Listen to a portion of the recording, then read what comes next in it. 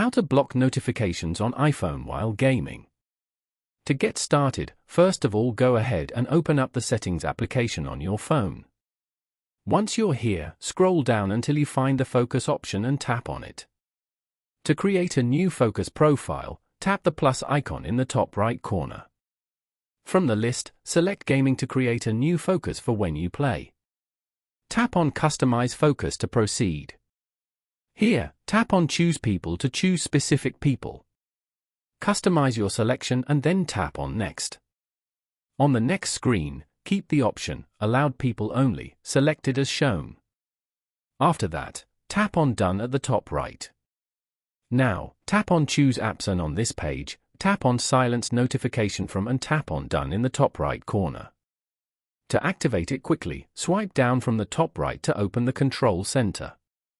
Tap on the Focus button, then select Gaming. Following these steps, you can easily block all notifications on an iPhone while gaming.